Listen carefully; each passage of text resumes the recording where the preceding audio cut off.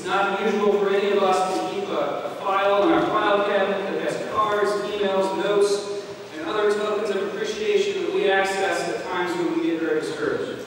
And if you haven't started one of those files, today would be a good day to start that. But let us never doubt that the effect we have on the children we serve greatly surpasses the size of any files that we keep or the notes that we have in them. Today, in the words and actions of another, I want to share with you the results of one of our great Houston educators. I received the following correspondence beginning on March the 14th. Dear Mr. Walter, I am glad to see you are still in the teaching profession in Houston. I Googled John Greer looking for an email address, and I noticed that you are principal. I think you were in the first year teaching high school history in my last year of school in Houston, 1995 to 96, if I remember correctly. I have a favor to ask. Many years ago, I struggled with English, and my mother hired an after-school tutor for me. I was in second grade at the time, and I think she tutored me for several years. For a kid who didn't enjoy school, she made learning really fun, and I used to look forward to her tutor sessions. She used to bribe me with candy, but she knew that I always tried my hardest to learn what she was teaching. She was really into antiques, and she knew that I liked fishing. She gave me a really old minnow bucket that my mom has been keeping for me. In 6th grade, she was not my homeroom teacher, but I'm pretty sure she was my math teacher and in charge of an extracurricular club after school. Reflecting on my education in Houston, this fine lady really stands out as the teacher who made learning fun and cared about her students.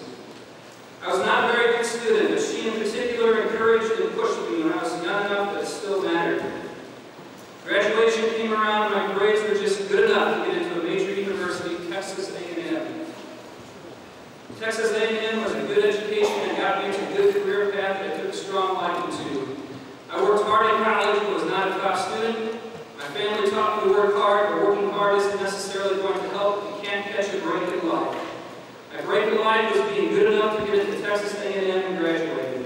That is a testament to my teachers from Houston. Specifically, in this conversation, my tutor who helped me out when I was little and impressionable.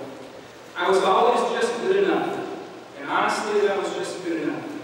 Several years after graduating college, I found my spot in life, and that hard work ethic that my family instilled took over. I am forever grateful for my past and the people that taught me. I am thankful that my mother hired a tutor for me, and I'm happy to see that she is still teaching children after all these years. I had planned on sending an email to thank her, but then I stopped and I thought about it. Perhaps there's something that the school itself might need, something that I could donate as a longer-lasting thank you for the help she gave me many years ago. You probably wouldn't know that my grandma was a teacher at System Park.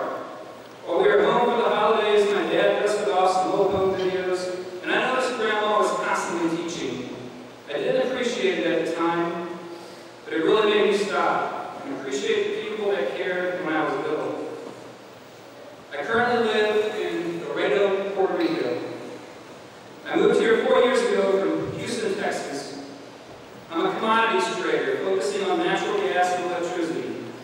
Just last week, I set up a scholarship at the Texas A&M Business School that will be available annually for 1 to 2 students from Houston or Laredo, then default to a student of need from anywhere if there is no student from either of the 2 locations. And as a side note, the amount of money that's been set aside at Texas A&M for you guys down the road and for other students who want to go there and major in business is $1 million. Please give some thoughts for my proposal. Hope this finds you well. Mr. Adam Sid.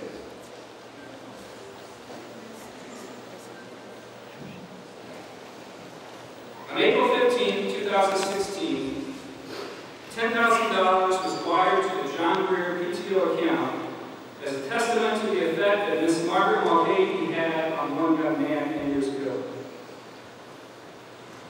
But none of us ever doubt the impact that we have on the lives of the young people of this community. Ms. Mulcahy, will you please come forward?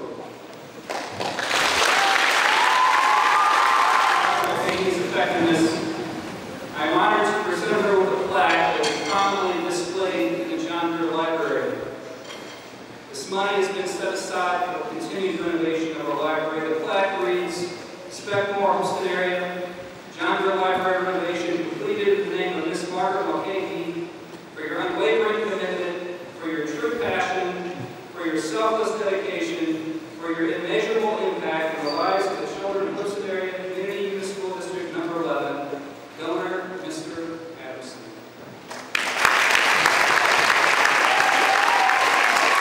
We build a master plan of our library renovation, which is possible due to the generous donation of Mr. Addison, given in the name of Miss Margaret Mulcahy.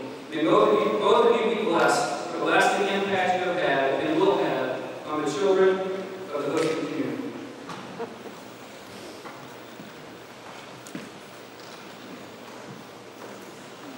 If you're interested, you can look at that later.